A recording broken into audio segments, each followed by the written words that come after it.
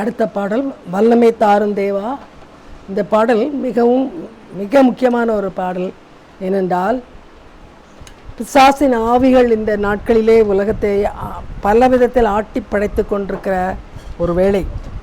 எந்த துறையை எடுத்தாலும், குடும்பங்களை எடுத்தாலும், நாம் வேலை செய்கிற இடங்களை எடுத்தாலும், படிக்கிற பள்ளிக்கூடங்களை எடுத்தாலும், பொல்லாத பிசாசின் ஆவிகளுடைய ஆதிக்கம் மிக பயங்கரமாக இருக்கிற நாட்கள். ஆகையினால் இந்த நிலைமையிலே நாம் ஆண்டவருடைய பிள்ளைகளாக தொடர்ந்து வாழ வேண்டுமானால், வெற்றியோடு வாழ வேண்டுமானால் நமக்கு வல்லமை தேவை. பரிசுத்த வல்லமை ஒன்றுதான் நம்மை நடத்தி செல்ல முடியும். அதனால் இது ஒரு ஜெபம் பாடல், ஜெபமாக சொல்லப்பட்டிருக்கிறது. அதனால் ஆண்டவரிடத்தில் நாம் உண்மையிலே மனதார கேட்க வேண்டும். இந்த வல்லமை இல்லாமல் இந்த பிசாசின் ஆளுகையில் இருக்கிற உலகத்திலே என்னால் பரிசுத்தமாய் வாழ முடியவில்லை, என்னால் வெற்றியோடு வாழ முடியவில்லை. ஆகினாலே ஆண்டவரே எனக்கு உம்முடைய வல்லமையை தாரும். அவ்விதமாக நாம் கேட்டு உண்மையான மனதோடு விரும்புவோமானால் அந்த வல்லமையை நமக்கு தருவார்.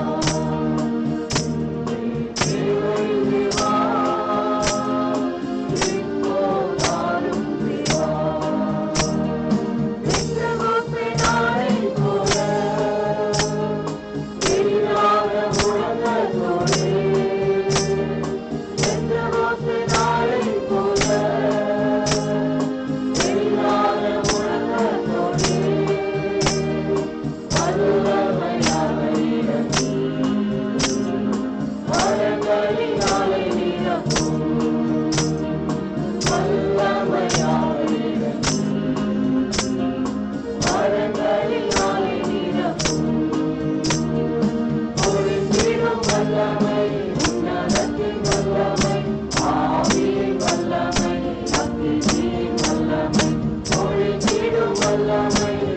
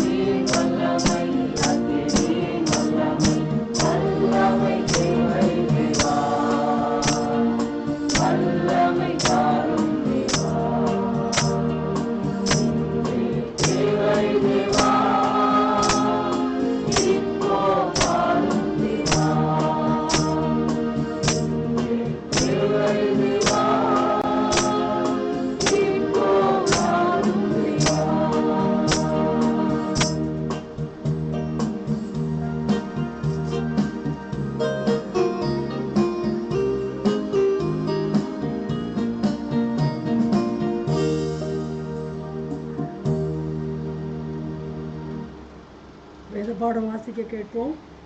வாசிக்கும்படியாக தெரிந்து கொண்ட வேத பாடம் யோவான் 3ஆம் அதிகாரம் 24 முதல் 36 வரை. பக்கம் எண் 128. யோவான் 3ஆம் அதிகாரம் 24 முதல் 36 வரை. அக்காலத்தில் யோவான் காவலில் வைக்கப்பட்டிருக்கவில்லை. அப்பொழுது யோவானுடைய சீஷரில் சிலருக்கும் யூதருக்கும் சுத்திகரிப்பை குறித்து வாக்குவாதம் உண்டாயிற்று. அவர்கள் யோவானிடத்தில் வந்து, ரபி, உம்முடனே கூட யோர்தானுக்கு அக்கறையில் ஒருவர் இருந்தாரே, அவரை குறித்து நீரும் சாட்சி கொடுத்தீரே, இதோ அவர் ஞானஸ்நானம் கொடுக்கிறார், எல்லாரும் அவரிடத்தில் போகிறார்கள் என்றார்கள். யோவான் பிரதியுத்தரமாக, பரலோகத்திலிருந்து ஒருவனுக்கு கொடுக்கப்பட்டால் ஒழிய அவன் ஒன்றையும் பெற்றுக்கொள்ள மாட்டான். நான் கிறிஸ்து அல்ல, அவருக்கு முன்னாக அனுப்பப்பட்டவன் என்று நான் சொன்னதற்கு நீங்களே சாட்சிகள். மணவாட்டியை உடையவனே மணவாளன். மணவாளனுடைய தோழனோ அருகே நின்று அவருடைய சொல்லை கேட்கிறவனாய் மணவாளனுடைய சத்தத்தை குறித்து மிகவும் சந்தோஷப்படுகிறான். இந்த சந்தோஷம் இப்பொழுது எனக்கு சம்பூர்ணமாயிற்று. அவர் பெருகவும் நான் சிறுகவும் வேண்டும். உன்னதத்திலிருந்து வருகிறவர் எல்லாரிலும் மேலானவர். பூமியிலிருந்து உண்டானவன் பூமியின் தன்மை உள்ளவனாயிருந்து பூமிக்கு அடுத்தவைகளை பேசுகிறான். பரலோகத்திலிருந்து வருகிறவர் எல்லாரிலும் மேலானவர். தாம் கண்டதையும் கேட்டதையும் சாட்சியாக சொல்லுகிறார். அவருடைய சாட்சியை ஒருவனும் ஏற்றுக்கொள்கிறதில்லை. அவருடைய சாட்சியை ஏற்றுக்கொள்கிறவன் தேவன் சத்தியம் உள்ளவர் என்று முத்திரை போட்டு நிச்சயப்படுத்துகிறான். தேவனால் அனுப்பப்பட்டவர் தேவனுடைய வார்த்தைகளை பேசுகிறார். தேவன் அவருக்கு தமது ஆவியை அளவில்லாமல் கொடுத்திருக்கிறார். பிதாவானவர் குமாரனில் அன்பாயிருந்து எல்லாவற்றையும் அவர் கையில் ஒப்புக் கொடுத்திருக்கிறார். குமாரனிடத்தில் விசுவாசமாய் இருக்கிறவன் நித்திய ஜீவனை உடையவனாய் இருக்கிறான். குமாரனை விசுவாசியாதவனோ ஜீவனை காண்பதில்லை. தேவனுடைய கோபம் அவன் மேல் நிலை நிற்கும் என்றான். ஆமென். அடுத்ததாக ஒரு சிறப்பு பாடல் பாடுவோம். Holy Spirit, faithful guide, ever near the Christian side, gently lead us by the hand, pilgrims in a desert land. Weary souls are rejoice while they hear that sweetest voice, whispering softly, wanderer, come, follow me, I'll guide thee home. கடைசி 2 வார்த்தை lines மிக சிறப்பானது. ஆவியானவரிடத்தில் நாம் உண்மை உள்ளவர்களாக இருந்தால் அவர் சொல்லுவார், wanderer, come, follow me, I'll guide thee home. முடிவிலே நாம் எல்லாரும் ஒரே வீட்டிற்குத்தான் போக வேண்டும் என்று விரும்ப வேண்டும், பரலோக ராஜ்யம். அங்கே போவதற்கு நாம் விரும்பினோமானால் தனியாக நம்முடைய பலத்தை கொண்டு நாம் போக முடியாது. அப்படி போவோமானால் நாம் வழி தப்பி போகிற வாண்டரர், வழி தெரியாமல் எங்கேயோ ஓடிக்கொண்டிருக்கிறவர், அப்படித்தான் போய்விடுவோம். அப்படி இல்லாதிருக்கும்படியாக ஆண்டவர் சொல்கிறார், என்னிடத்தில் வா, நீ என்னிடத்தில் வந்தால் என்னை பின்பற்றினால் நீ சரியான இடத்துக்கு போய் சேர்வாய். ஆகினால் நம்முடைய கிறிஸ்தவ வாழ்க்கையிலே ஆவியானவர் எவ்வளவு அவசியம் என்பதை நாம் உணர வேண்டும். அந்த உணர்வோடு கூட இந்த பாடல் பாட கேட்போம்.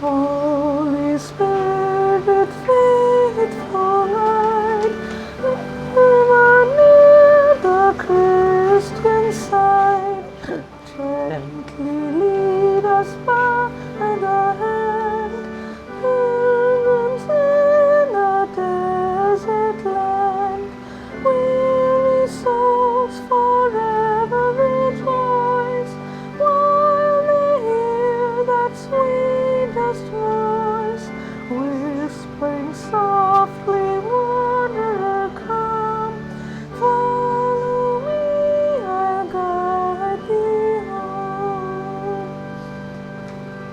Ever present, truest friend, ever near thy little land, leave us not to doubt and fear, groping on in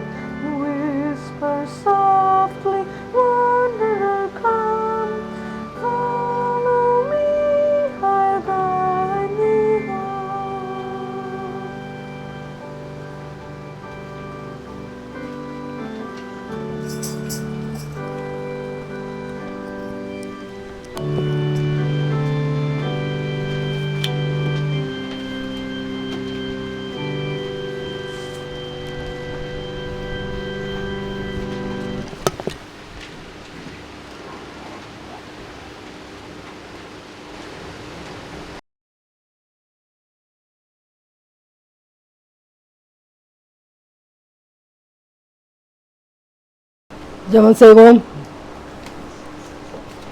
கர்த்தாவே, இன்றைக்கு மிக அருமையாக எங்கள் மத்தியிலே பாடல்கள் மூலமாக சத்தியங்களை வெளிப்படுத்தினீர். ஸ்தோத்திரம்.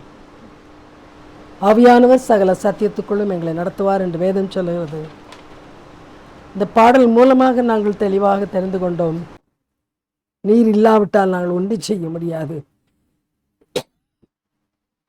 உலக பிரகாரமான வாழ்க்கையை பொல்லாத பிசாசின் ஆவிகள் நடத்தி கொண்டு செல்கின்றன. ஆனால் அதிலிருந்து வேறுபட்ட ஒரு தேவராஜ்யத்தின் வாழ்க்கையை நாங்கள் வாழ வேண்டுமானால் எங்களுக்கு உம்முடைய வல்லமை தேவை, உம்முடைய வழிகாட்டுதல் எங்களுக்கு தேவை. எல்லாவற்றையும் எங்களுக்கு கொடுப்பதற்காகத்தான் ஆவியானவரை எங்களுக்கு அனுப்பியிருக்கிறீர். இப்பொழுது நாங்கள் வாசித்த வேத பகுதியில் கூட வாசித்தோம், பிதாவானவர் இயேசுவுக்கு நிறைவான அபிஷேகத்தை கொடுத்திருக்கிறார் என்று. பூமியிலே மனிதனாக இயேசு வந்தபடியால் அவரையும் நடத்தி செல்ல வல்லமை தேவையாக இருந்தது. ஆகினால் தான் அளவில்லாமல் பரிசுத்த ஆவியானவரை அவர் மேல் ஊற்றியிருந்தார் பிதாவானவர். அப்படி இருக்க கர்த்தாவே, எங்களுக்கு எத்தனை அவசியம் சுவாமி. இந்த ஆவியானவர் இல்லாமல் நாங்கள் தடவிக்கொண்டு திரிவோம் அல்லது வழி தப்பி திரிவோம்.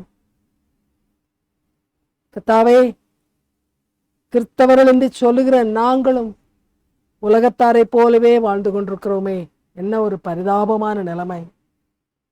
நாங்கள் வேறுபட்டவர்களாய் இருக்க வேண்டும் என்பதற்காகத்தானே நீர் ஒரு நாளை குறித்து அந்த நாளிலே பரிசுத்த ஆவியானவரை ஊற்றினீரப்பா. அவர் ஊற்றப்பட்ட பிற்பாடு அன்றிருந்த இயேசுவின் சீடர்கள் எப்படியாக மாறினார்கள் என்பதையும் வேதத்திலே நாங்கள் படிக்கிறோம். இதெல்லாவற்றையும் அறிந்தவர்களாய் இருந்த போதிலும் சுவாமி, இன்று கர்த்தாவே அந்த ஆவியானவருடைய ஆளுகைக்குள் நாங்கள் வரவில்லையே அப்பா. அவருடைய ஆளுகைக்குள் நாங்கள் வருவோமானால் எங்கள் வாழ்வு வித்தியாசமா இருக்கும். இந்த பூமியில வெளிச்சமுள்ள ஒரு வாழ்க்கையா இருக்கும். இருளிலே தடவி தெரிகிறவர்கள் உம்மை அறிந்து கொள்ளும்படியான ஒரு வாழ்க்கையா இருக்கும். சகல பிசாசின் இச்சையின் பாவங்களை எதிர்த்து நிற்கக்கூடிய ஒரு வாழ்க்கையா இருக்கும். எல்லாம் விட்டு கர்த்தாவே, நாங்கள் உலகத்தோடு கூட இணைந்து கிடக்கிறோமே. We are so comfortably merging with the world. It's a pitiable state. கர்த்தாவே, இறங்கும் அப்பா, இறங்கும் தகப்பனே, எங்களுக்கு கிருபையாக இறங்கும் அப்பா. எங்கு பார்த்தாலும் கண்கள் எட்டுகிற அளவுக்கு பார்க்கும் பொழுது கிறிஸ்தவனாக இல்லவே இல்லை அப்பா. மிக மோசமான கேடுள்ள ஒரு சமுதாயத்தில் நாங்கள் வாழ்ந்து கொண்டிருக்கிறோம். அதை விட நாங்கள் வித்தியாசமாய் இருக்க வேண்டுமே, வேறுபட்டவர்களாய் இருக்க வேண்டுமே. அப்படி இல்லையே கர்த்தாவே. ஆகினால் தான் பிசாசானவன் கர்த்தாவே எதையோ புதிதாக இன்ட்ரடியூஸ் பண்ணி எங்களை மயக்கி கொண்டிருக்கிறான். அவனுக்கு நன்றாக தெரியும் நாங்கள் விழுந்து விடுவோம். அவனுடைய வலையில் நாங்கள் சுலபமாக விழுவோம். அதை அறிந்துதான் கிறிஸ்தவ சபையை நாசப்படுத்தி கொண்டிருக்கிறான். அப்பாவிடத்தில் நாங்கள் கெஞ்சுகிறோம் சுவாமி,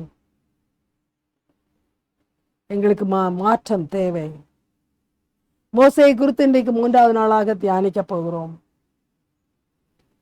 அவன் இந்த உலகத்தில் எவ்வளவு வேறுபட்டவனாய் இருந்தான்.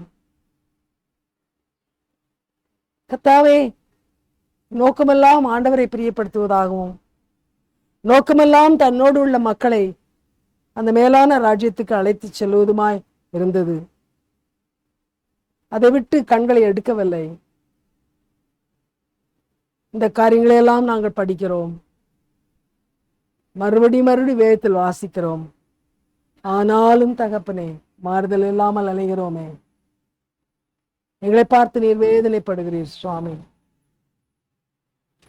கர்த்தாவே, உம்மை வேதனைப்படுத்த நாங்கள் இன்றைக்கு பிசாசோடு இணைந்திருக்கிறோம். அவனோடு கைகோத்து நடக்கிறோம்.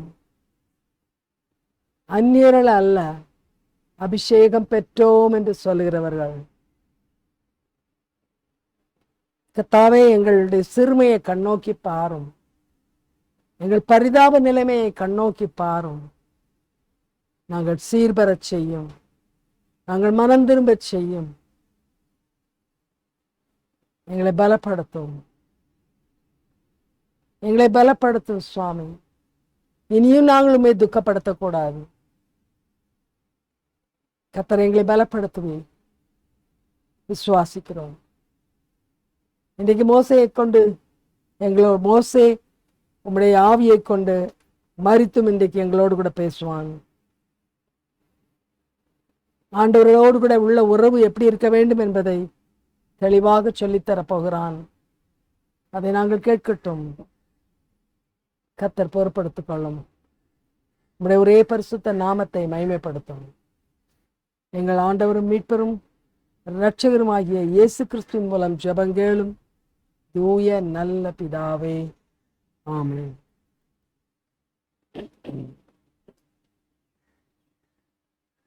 அருமையான தேவனுடைய சபையை இன்றைக்கு மறுபடியுமாக அவன் மரித்தும் பேசுகிறான் என்ற தலைப்பில் 15வது பகுதியை நாம் தியானிக்கவிருக்கிறோம். மோசேயை குறித்த 3வது நாள் செய்தி. அதற்கு முன்பாக நாம் பாடின பாடல்கள், அதனுடைய இதை நான் எனக்கு சொல்ல தெரியவில்லை. கடந்த வாரம் ஞாயிற்றுக்கிழமையில ஆண்டவர் இந்த வாரம் நான் என்ன பாடல்களை தேர்ந்தெடுக்க வேண்டும் என்று கேட்டபோது என்னோடு நேரடியாவெல்லாம் பேசவில்லை. என் மனதிலே ஒரு தாட்டை போட்டார், ஆவியானவரை குறித்து பாட வேண்டும் என்று. அந்த எண்ணத்தின் நிமித்தமாக நான் இந்த பாடல்களை தேர்ந்தெடுத்தேன்.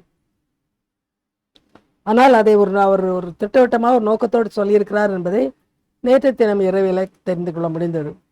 ஒவ்வொரு நாளும் நாங்கள் இரவில ஜெபிக்கும் பொழுது நான் தெளிவாக சொல்கிறேன், எங்கள் ஜெபம் எங்கள் விருப்பமான ஜெபம் அல்ல. ஒரு நாள் கூட நாங்கள் ஏதாயிலும் ஒரு டாப்பிக்கை எடுத்து நாங்களாக ஜெபிக்கவில்லை. ஜெபிக்க கொடுக்கப்பட்ட அத்தனை பாயிண்ட்டும் ஆண்டவர் பரிசுத்தாவின் மூலமாக எங்களுக்கு கொடுத்த காரியம். நாங்கள் அங்கே ஜெபிக்கிறவர்கள் 6 பேருமே அபிஷேகம் பெற்றவர்கள். ஆகினால் அதில் பிசாசு பொய் சொல்வதற்கு இடமும் கிடையாது. அதனால் தெளிவாக ஆவியானவர் தான் பேசிக்கொண்டிருக்கிறார் ஒவ்வொரு நாளும். ஆனால் நேற்றைய தினத்திலே ஆண்டவர் சொன்னது, ஆவியானவரை எவ்வளவு தூரம் இன்றைக்கு நாம் துக்கப்படுத்துகிறோம். எப்படி துக்கப்படுத்துகிறோம்? கீழ்த்தரமான காரியங்களை செய்து, கேவலமான காரியங்களை செய்து, ஆவியானவர் இதை செய்கிறார் என்று மக்களுக்கு சொல்லுகிற ஒரு காரியம். இதை குறித்து மிகவும் வேதனையோடு ஆண்டவர் பேசினார். அந்த நேரத்தில் நீங்கள் ஜெபத்தில் இருந்திருப்பீர்களானால் உங்களுக்கு தெரியும். வேதம் சொல்லுகிறது, ஆவியானவரை துக்கப்படுத்தாதிருங்கள். ஆவியானவருடைய துக்கத்தை பிதா குமாரன் 2 பேரும் புரிந்து கொள்ள முடியும். ஏனென்றால் மூவரும் ஒன்று. ஆகினால் அனுப்பப்பட்ட ஆவியானவர் மிகுந்த பாரத்தோடு பூமிக்கு அனுப்பப்பட்டார். ஒரு கட்டளை கொடுத்து பிதாவானவர் அனுப்பினார். பூமியில் இருக்கிற மக்கள் இயேசு கிறிஸ்துவை அறிய வேண்டுமானால், தேவராஜ்யத்தின் பிள்ளைகளாக வாழ வேண்டுமானால் அவர்களுக்கு வல்லமை தேவை. அந்த வல்லமையை தர வேண்டும். அவர்களுக்கு சத்தியம் தேவை. சத்தியத்தை வெளிப்படுத்த வேண்டும். இப்படியாக ஆவியானவருக்கு கட்டளை கொடுத்து பிதாதாமே அனுப்பினார். இயேசு கிறிஸ்துவின் மேலே அனுப்பினார். இயேசு கிறிஸ்து ஆவியின் நிறைவினால் தன்னுடைய ஊழியத்தை நிறைவேற்றினார். ஒரு நாளும் இயேசுனுடைய வாழ்க்கையில நாம் கேள்வி கேட்கக்கூடிய விதமான ஒரு காரியத்தையும் அவர் செய்யவில்லை. எந்த ஒரு காரியமும் நாம் கேலி கூத்தாகவோ மற்றவர்கள் எள்ளி நகையாடக்கூடிய விதத்திலோ இயேசுவின் வாழ்க்கையில் இல்லை. அந்த நாட்களிலே பரிசுத்தாவியானவருக்காக அப்போஸ்தலர் காத்திருந்தார்கள். இயேசுவானவர் சொன்னார், நான் போன பிற்பாடு ஆவியானவரை அனுப்புவேன் என்று சொல்லி, அதேபடியாக இயேசுவானவர் போன பிற்பாடு 50வது நாள் பெந்தேகோஸ்தே நாளிலே ஆவியானவர் ஊற்றப்பட்டார். ஆவியின் நிறைவிலே அப்போஸ்தலர்கள் தங்களுடைய ஊழியங்களை செய்தார்கள். ஆவியின் நிறைவு என்று நான் சொல்லும் பொழுது பரிசுத்த ஆவியின் வழி நடத்துதலினால், பரிசுத்த ஆவியின் ஏவுதலினால், அவருடைய வல்லமையினால் தங்களுடைய ஊழியங்களை அந்த நாளிலே அப்போஸ்தலர்கள் செய்தார்கள். ஆனால் ஒரு இடத்திலும் கூட இவர்கள் வேடிக்கை வினோதமாக காரியங்களை செய்கிறார்கள் என்று யாரும் சொல்லவில்லை. சொன்னவர்களெல்லாம் இயேசு கிறிஸ்துவை மேசியா என்று ஏற்றுக்கொள்ளாதவர்கள் எதிர்த்து நின்றார்களே தவிர, பரிசுத்தாவியை பெற்றது நிமித்தமாக உலகத்தை கலக்குகிறார்கள் என்று சொன்னார்களே தவிர, அவர்களுடைய நடத்தையிலே வேடிக்கையான காரியங்கள் இருக்கிறது என்று யாரும் சொல்லவில்லை. they were never mocked. ஆனால் தேவ பிள்ளைகளே, ஆண்டவர் வேதனையோடு பேசுகிறார். இந்த நாளிலே பரிசுத்தாவியின் நிறைவு என்பதை பரிசுத்த வாழ்க்கையில் காண முடியவில்லை. ஆனால் கோமாளித்தனமான, கேவலமான, வெளிப்படையான சில ஆக்டிவிட்டிஸ், சில காரியங்கள், நடத்தைகள் இதில் தான் காண முடிகிறது. ஒரு பரிசுத்தாவின் நிறைவை பெற்ற சபை என்று சொல்லும் பொழுது அங்கே சென்றால் அந்த மக்கள் பரிசுத்தமாய் வாழ்வதையும் தேவனுடைய நீதியினால் நிறைந்து வாழ்வதையும் காண முடியவில்லை. அங்கே ஆவியானவரின் வெளிப்பாடு என்று சொல்லி அநேக சர்க்கஸ் காரியங்கள் நடக்கிறது. கோமாளித்தனமான சில காரியங்கள், கேள்வி கேட்கக்கூடிய விதத்திலே காரியங்கள் நடைபெறுகிறதே அல்லாமல் அங்கே ஆவியின் நிறைவு இல்லை. எந்த அளவுக்கு போய்விருக்கிறது இன்றைக்கு? பயங்கரமான நடனங்கள். கவனியுங்கள், கிறிஸ்தவத்தை nobody can shape Christianity, nobody can shape Christian faith. நல்லா கவனிங்கள். neither can you shape it nor can you reshape it. எப்படி ஆவியானவருடைய நிறைவிலே மனிதன் வாழ முடியும் என்பதை இயேசு காண்பித்தார். இயேசுவுக்கு பிற்பாடு அப்போஸ்தலர்கள் காண்பித்தார்கள். அதுதான் ஆவியானவருடைய நிறைவினால் வாழுகிற வாழ்க்கை. அது அதிகமாக பரிசுத்த வாழ்க்கையில் காணப்பட்டது, பிசாசுக்கு எதிரான வல்லமையில் காணப்பட்டது. they were powerful people. பிசாசு எதிர்த்து நிற்க முடியவில்லை. அடுத்த பக்கம் அவர்களை யாரும் கேள்வி கேட்க முடியாத அளவுக்கு பரிசுத்தமாய் வாழ்ந்தார்கள் எல்லா விதத்திலும். இதுதான் பரிசுத்தாவின் நிறைவு.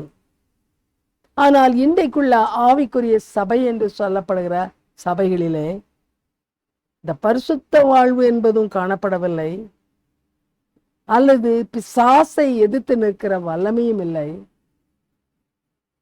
வேடிக்கை வினோதமான கோமாளித்தனமான காரியங்கள் நடக்கிறது. ஆவியானவர் இறங்கினார் என்று சொல்லி குரங்கு சேஷ்டை பண்ணுவதும், அல்லது தரையில விழுந்து புரளுவதும், இன்றைக்கு வேறு விதமாக நாட்டியம் ஆடுவதும், அல்லது சிரிப்பது, சிரிக்கிற ஒரு ஆவி, ஒரு அசுத்தமான ஒரு ஆவி, எல்லாவற்றுக்கும் மேலாக கள்ள தீர்க்க தரிசனம். எதையோ உளறிவிட்டு ஆண்டவர் இதை சொல்லுகிறார் என்று ஒரு வெளிப்பாடு கொடுத்தது போல ஒரு தோற்றம். தேவ மக்களை ஆண்டவர் மிக வேதனைப்படுகிறார், மிக மிக வேதனைப்படுகிறார். Holy Spirit is a deposit, if I am not wrong using that word. நம்மை நம்பி நமக்கு கொடுத்திருக்கிறார் அவரை. இந்த ஆவியானவருடைய நடத்துதலினால் நாம் கிறிஸ்துவை வெளிப்படுத்துவோம், கிறிஸ்துவின் ராஜ்யத்துக்குள் மக்களை நடத்துவோம், நாமும் நடப்போம். இந்த நம்பிக்கையோடு இன்றைக்கு நமக்குள் வைத்திருக்கிறார். ஆனால் நாம் என்ன செய்கிறோம்? அவரை மார்க் பண்ணுகிறோம் என்று நினைக்கிறோம். இல்லை, ஆவி நிறைவை பெறாத சாத்தானுடைய மக்கள் தங்களை ஆவிக்குரிய மக்கள் என்று சொல்லி இந்த டிராமா போடுகிறார்கள். அதைத்தான் நான் சொல்ல வருகிறேன். நீங்கள் எவ்வளவுதான் நினைத்தாலும் you cannot use the Holy Spirit. Now don't ever think you can exploit him or you can use him. Holy Spirit will use you if you stay yielded. ஆகையால் பரிசுத்த ஆவியானவரை யாரும் பயன்படுத்த முடியாது. பெனிகினுடைய சபையிலே அவர் ஒரு கொயர் நடத்துவார். திடீரென்று புஷ்ன்னு சொன்னால் எல்லாரும் விழுவார்கள். என் கண்ணால் நான் பார்த்தேன் பெங்களூரில். அவர் ஹோலி ஸ்பிரிட்டை யூஸ் பண்ண மாட்டார், பண்ண முடியாது. அவர் நினைத்து கொண்டிருக்கிறார் ஆவியானவர் வந்து அப்படி எல்லாரும் கீழே சாய்ப்பார். அப்படி சாய்ப்பது நடக்குமானால் அப்போஸ்தலர் காலத்தில் நடந்திருக்க வேண்டும், இயேசுவானவருடைய காலத்தில் நடந்திருக்க வேண்டும். இன்னைக்கு வந்து அவர் புதுமையான ஸ்பிரிட் கிடையாது. He is the same spirit right from the creation. அப்பொழுது அசைவாடி கொண்டிருந்தார் ஜனத்தின் மேலே.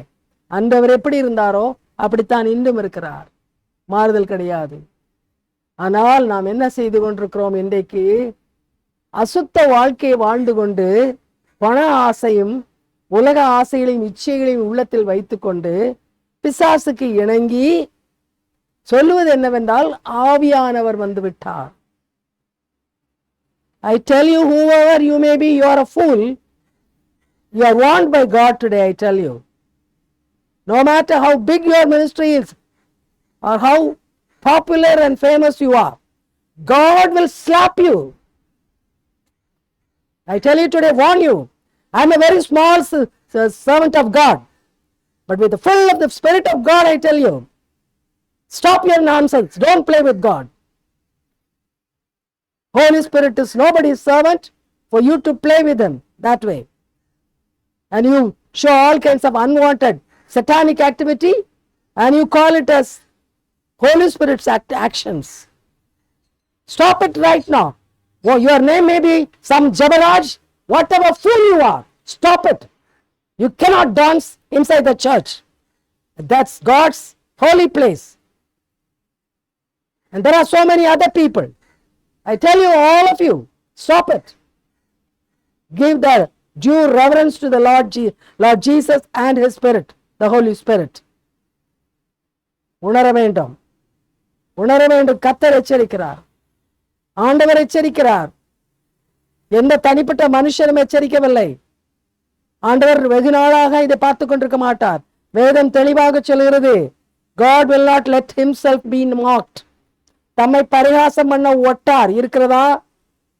ஆனால் இன்றைக்கு கூட்டம், ஏராளமான கூட்டம் பரிகாசக்காரர் கூட்டம். அதனால்தான் சங்கீதத்தில் சொல்லி இருக்கிறது, பரிகாசக்காரர் உட்காரும் இடத்தில் உட்காராய். பரிகாசக்காரன் குடிச்ச இடத்துல இல்ல, குடிக்கிறவில்லை பரிகாசக்காரன் சொல்லவில்லை ஆண்டவர். அவருக்கு தெரியும் அன்றைக்கு பரிகாசக்காரர் இன்றைக்கு ஆவிக்குரிய சபைக்குள் உட்கார்ந்திருக்கிறார்கள். குரங்கு போல குதித்து கொண்டும் ஆட்டமாடிக்கொண்டு பாம்பு போல நெளிந்து கொண்டும் சபைக்குள் உட்கார்ந்து தொட்டால் கீழே விழுவது, என்னென்னமோ ஆக்டிவிட்டிஸ், மூளைக்கு புரிந்து கொள்ள முடியாத காரியங்கள் எல்லாம் சபைக்குள் செய்து கொண்டு ஆவியானவர் வந்து விட்டார். அக்கினி ஊற்றப்படுகிறது. என்ன அக்கினி ஊற்றப்படுகிறது? தேவ மக்களே எச்சரிப்பாயிருங்கள், பிறரை எச்சரியுங்கள். இன்றைக்கு உங்களுக்குள்ளே பரிசுத்தமாய் வாழ முடியாமல் இருந்தால் நீங்கள் ஆவியானவரை உள்ளே வைத்திருக்கவில்லை, சாத்தானுடைய ஆவியை வைத்திருக்கிறீர்கள். எங்கோ போய் யாரிடத்திலே தலையை நீட்டிருப்பீர்கள், உங்களுக்குள்ளே பிசாசின் ஆவி வந்திருக்கும். இன்னைக்கு ஏராளமான, நிச்சயமாக தமிழ்நாட்டை குறித்து நான் பேச முடியும், ஏராளமான இடங்களிலே அபிஷேகம் என்று சொல்லப்படும் பொழுது ஆவியானவரை கனப்படுத்தினால்தானே அவன் இறங்கி வருவார்.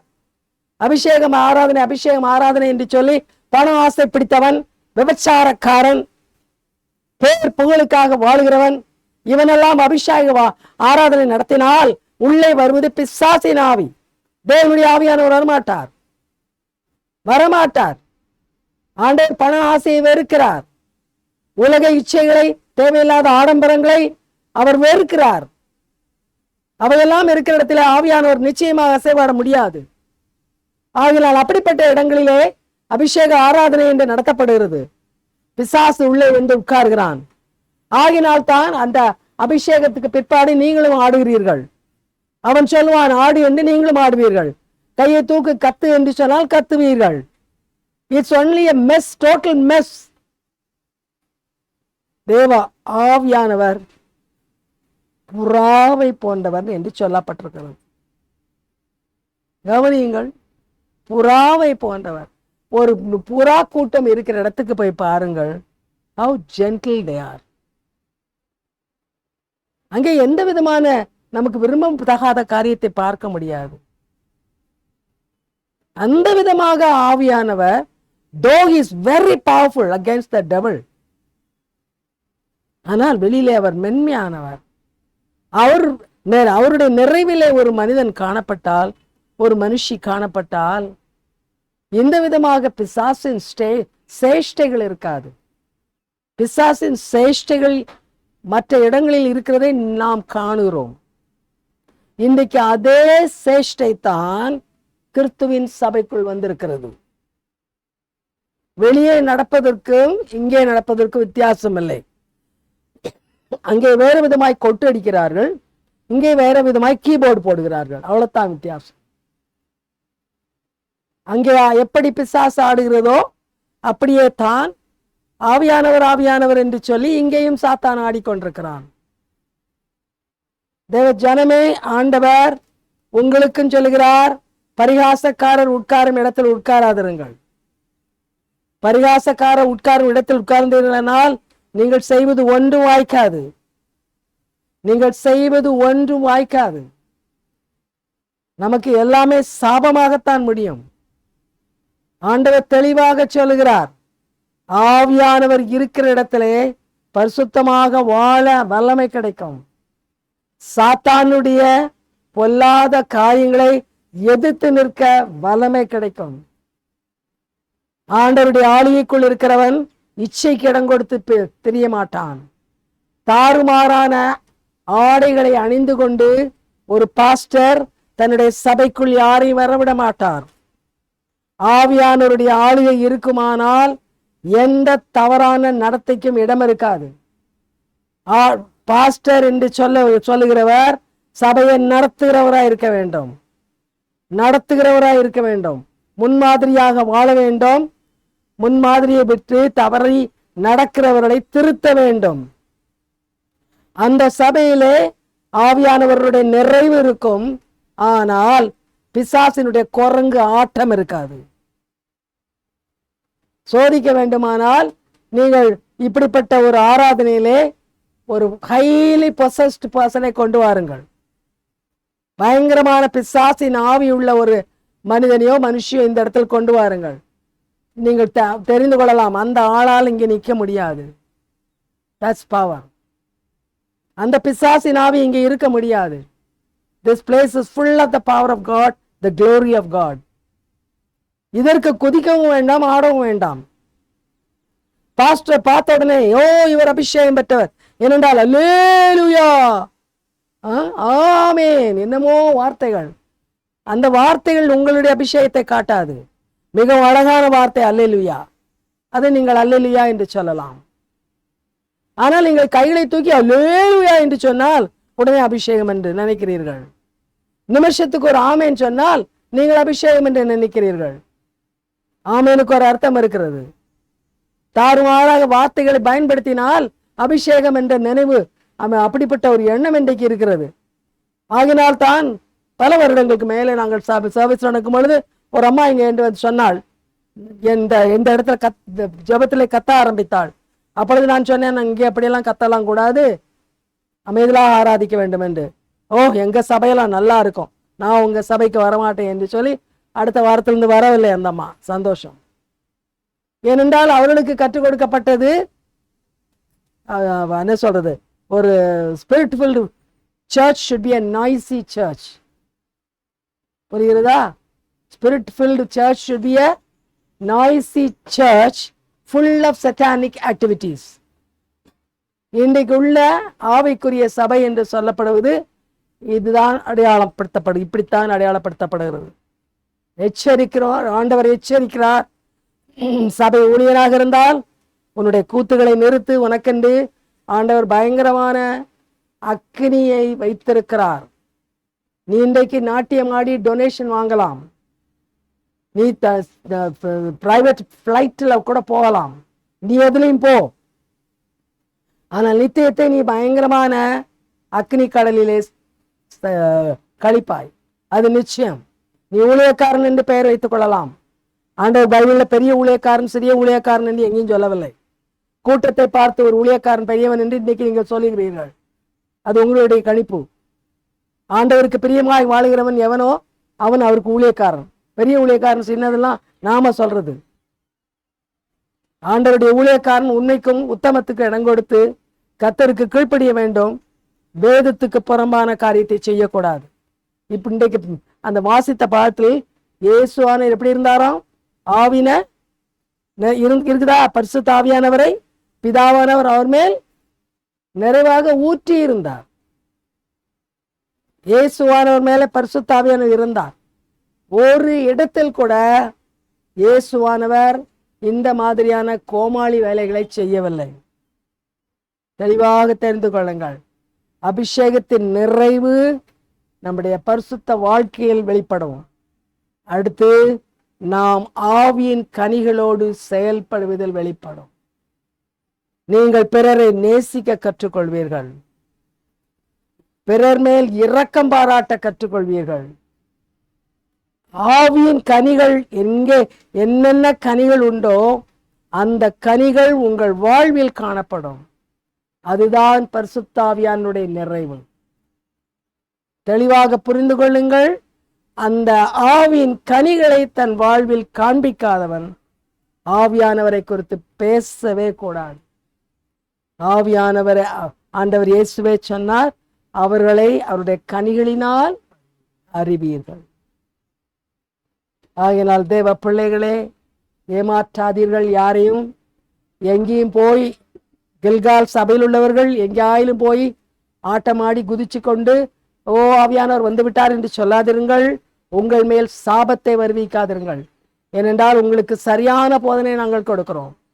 உங்களை சரியான வழியிலே நடத்துகிறோம். என்றைக்காவது உங்களுக்கு கொஞ்சம் பைத்தியம் பிடித்து பணம் சம்பாதிப்பதற்காக அப்படி லூசுத்தனமான காரியங்களை செய்தால் அதிகமாய் கொடுக்கப்பட்டவனிடத்தில் அதிகமாய் கேட்கப்படும். மற்றவர்களை விட பயங்கரமான தண்டனை உங்களுக்கு வரும். ஆயினால் உங்கள் பரிசுத்த வாழ்விலே ஆவியானவர் உங்களுக்குள் இருக்கிறார் என்று காண்பீங்கள். ஆவின் கனிகள் நிறைந்த ஒரு வாழ்க்கை வாழ்ந்து உங்களுக்குள் ஆவியானவர் இருக்கிறார் என்று காண்பீங்கள். அதுவே போதும். அது இருந்தால் சுவிசேஷம் தானாக சொல்லப்படும், அறிவிக்கப்படும். தேவ ராஜ்யம் விருத்தி அடையும். God bless you. இன்றைக்கு மோசேயை பற்றிய 3வது செய்திக்கு செல்வோம். Exodus chapter 6 verse 9. யாத்திராகமம் 6வது அதிகாரம் வசனம் 9. இந்த பிரகாரமாக மோசே இஸ்ரவேல் புத்திரருக்கு சொன்னான். அவர்களோ மனமடிவினாலும் கொடுமையான வேலையினாலும் மோசேக்கு செவி கொடாமற் போனார்கள். மோசேக்கு செவி கொடுக்கவில்லை. ஏன் செவி கொடுக்கவில்லை? சூழ்நிலை அப்படி இருந்தது. அவர்கள் அங்கே பலவிதமான உபத்திரவங்களுக்கு உட்படுத்தப்பட்டார்கள். அவர்கள் பின்னால் வரப்போகிற ரட்சிப்பை பார்க்கவில்லை, உபத்திரவத்தை பார்த்தார்கள். ஆகையினால் செவி கொடுக்கவில்லை. என்றால் கவனிங்கள், இதில் ஆவிக்குரிய ஆழமான ஒரு கருத்து இருக்கிறது. தெளிவாக சொல்லப்பட்டிருக்கிறது. அவர்கள் நினைவில் இருந்ததெல்லாம் ஐயோ பார்வோனுடைய கொடுமை, எவ்வளவு கொடுமையான ஒரு நிலைமை. அதிலிருந்து அவர்கள் விடுதலை விரும்பினார்கள். ஆண்டவரை நோக்கி கத்தினார்கள், அழுதார்கள். அப்பொழுதுதான் ஆண்டவர் ஆபிரகாம், ஈசாக்கு, யாக்கோபுக்கு தான் கொடுத்த உடன்படிக்கையை நினைவுகூர்ந்தார். மோசையை அனுப்ப திட்டமிட்டார். ஆனால் இப்பொழுது மோசே வந்திருக்கும் பொழுது கிடைக்கிற ரிலீஃபை பார்க்க, இனிமேல் வரப்போற விடுதலையை பார்க்க வேண்டும். நமக்கு விடுதலையை கொடுக்க ஆண்டவர் ஒரு ஆளை அனுப்பி இருக்கிறார். ஆனால் அதை பார்க்கவில்லை. பிசாசு கண்களை வேறு பக்கம் திருப்பினான். நீ செவி கொடுக்காதே. ஏன் செவி கொடுக்க கூடாது? பார், உனக்கு எவ்வளவு கஷ்டம், எவ்வளவு பிரச்சனை. உங்களுக்கு காலையில இருந்தா ராவு வரையில் உங்களுக்கு பிரச்சனை. இதுக்கப்புறமா ஒரு ஃப்ரீடம் இருக்கிறது. அதை பெற்றுக் கொடுப்பதற்காகத்தான் மோசே நிற்கிறான். ஆனால் மோசையை பார்க்க முடியவில்லை. தேவ பிள்ளைகளே, ஆவிக்குரிய காரியம் என்ன ஆண்டவர் சொல்கிறார்? இன்றைக்கும் பாருங்கள், உண்மையான விடுதலை வேதம் சொல்லுகிறது. ஆவியானவர் எங்கே இருக்கிறாரோ அங்கே விடுதலை. ஆண்டவர் இந்த விடுதலையைத்தான் நமக்கு கொடுக்க விரும்புகிறார்.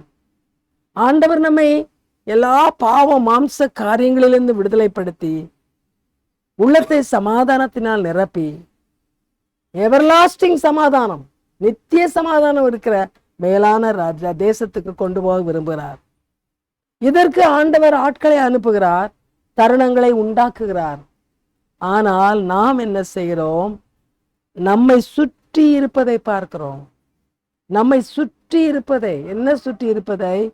ஓ, ஆண்டவரை ஏற்றுக்கொண்டால் இதையெல்லாம் விட்டுவிட வேண்டும். I still have to enjoy a lot of things. கவனிங்கள், இன்னும் உலகத்தை அனுபவிக்க வேண்டிய எவ்வளவோ இருக்கிறது. அதெல்லாம் விட்டு விட்டு இப்பொழுதே ஆண்டவர் இடத்தில் போக வேண்டுமா? இல்லை. Let me enjoy. கவனிங்கள், ஏன் பரிசுத்த வாழ்க்கை இன்றைக்கு மனிதன் விரும்பவில்லை? மனிதனுடைய மனது அவர்களெல்லாம் என்ஜாய் பண்ணுகிறார்கள். அவர்களெல்லாம் எவ்வளோ சந்தோஷமா இருக்கிறார்கள். அவர்களெல்லாம் சினிமாக்கு போகிறார்கள், ஆட்டம் ஆடுகிறார்கள், எல்லா விதமான கூத்தடிக்கிறார்கள். நான் மட்டும் என்ன பரிசுத்தமாய் வாழ வேண்டுமா? எப்பொழுதும் நான் பைபிளை தூக்கிக்கொண்டு அலைய வேண்டுமா? No, I don't want that freedom. புரிகிறதா? அதனால்தான் ஆண்டவருக்கு, ஆண்டவருடைய ஊழியக்காரருக்கு செவி கொடுப்பதில்லை. ஆனால் ஆண்டவருடைய ஊழியக்காரர் கர்த்தர் உங்களை ஆசீர்வதிக்க போகிறார், பணத்தையும் செழிப்பையும் உங்களுக்கு தரப்போகிறார். இப்படி சொன்னால் என்ன செய்வீர்கள்? இன்று சாயங்காலமே என்ன செய்து விடலாம்? அபிஷேக ஆராதனை நடத்தி விடலாம். ஏனென்றால் என்ன வரப்போகிறது? பணம் கொட்ட போகிறது, செழிப்பு வரப்போகிறது. உண்மையான விடுதலை குறித்து பேசும் பொழுது செவி கொடுப்பதில்லை. மோசே சொல்லுகிறான், எனக்கு செவி கொடுக்காமல் அந்த மக்கள் இருந்தபோது தாங்கள் இழக்க போறதை உணரவில்லை. பார்வோனிடத்திலே இருந்து அங்கே செத்து போனார்களானால் பரம கானான் கனவாக போய்விடும். ஆண்டவர் ஆபிரகாம் மூலமாக தனக்கென்று ஒரு சந்ததியை வேறுபடுத்தி வைத்ததே வீணாய் போய்விடும். You will defeat the whole purpose of eternity. அதை அவர்கள் தெரிந்து கொள்ளவில்லை, அதை அவர்களால் பார்க்க முடியவில்லை. இப்பொழுது இவன்கிட்ட பேசிக்கிட்டு இருந்தா அங்க பார்வோன் பார்த்தா என்ன செய்வான்? 4 அடின்ற இடத்துல 8 அடி கொடுப்பான். So that is more painful. No, இந்த காரியத்தை தான் இன்றைக்கு செய்வோம், செய்து கொண்டிருக்கிறோம். ஆண்டவர் சொல்லுகிறார், உனக்கு நித்திய விடுதலை வேண்டுமா? தற்காலிகமான பிசாசானவன் கொடுக்கிற சுகபோகம் வேண்டுமா? Choose. Exodus chapter 6 verses 12 and 30. 30. யாத்திராகமம் 6 12வது வசனம் 30வது வசனம். மோசே கர்த்தருடைய சன்னிதானத்தில் நின்று, இஸ்ரவேல் புத்திரரே எனக்கு செவி கொடுக்கவில்லை, பார்வோன் எனக்கு எப்படி செவி கொடுப்பான்? நான் விருத்த சேதனம் இல்லாத உதடுகள் உள்ளவன் என்றான். மோசே கர்த்தருடைய சன்னிதானத்தில், நான் விருத்த சேதனம் இல்லாத உதடுகள் உள்ளவன், பார்வோன் எனக்கு எப்படி செவி கொடுப்பான் என்றான். கவனிங்கள், இது நிஜமாக நடந்தது. அந்த இடத்துல மோசேக்கு கொஞ்சம் பயம் வந்து விட்டது. என்னுடைய ஜனங்கள்கிட்ட போய் சொல்றேன், உங்களுக்கு விடுதலை வரப்போகுது, வாங்க நம்ம எல்லாரும் ராஜாட்ட போகலாம், பார்வோன்கிட்ட போகலாம், பேசலாம், நமக்கு விடுதலை கிடைக்க போகுது, வாங்க ஏகோபித்து கிரியை நடப்பிப்போம். ஆனால் அவங்க செவி கொடுக்க rebelled against him. இப்போ மோசேக்கு மனசுல ரொம்ப வருத்தம். நான் எல்லாவற்றையும் விட்டு ஆண்டவர் சொன்னதுக்காக வந்தேன், பெரிய காரியங்களை எதிர்பார்த்து வந்தேன், ஆனால் இங்கேயோ இவர்கள் எந்த விதத்திலும் அசைய மாட்டேங்கிறார்கள் என்று சொல்லி ஆண்டவர்கிட்ட போய், உங்களே கீழ்ப்படியில்லை, என்னுடைய ஆட்களே கீழ்ப்படியில்லை. ஏன்னா அவனும் கூட லேவி கோத்திரத்தை சேர்ந்தவன், இஸ்ரவேலின் பகுதியிலே உள்ளவன். எனக்கே செவி கொடு, இவர்களே எனக்கு செவி கொடுக்கவில்லை. அப்படி இருக்க பார்வோன்ட்டு போய் ஆள்களை அனுப்புங்கள் என்று சொன்னால் அவன் செவி கொடுப்பானா? அவன் எனக்கு செவி கொடுக்க போறதில்லை. ஸோ அவன் ஆண்டவர்கிட்ட என்ன சொன்னான்? ஆண்டவர், இந்த whole programme is a waste. இந்த மாதிரி நாம எடுக்கிற முயற்சியே பயனளிக்க போறதில்லை, ஆகியனால இது கைவிட்டு விடலாம் என்ற மாதிரி பேசுகிறான். கவனிங்கள், ஆண்டவர் இன்றைக்கு ஆவிக்குரிய காரியத்தை சொல்லுகிறார்.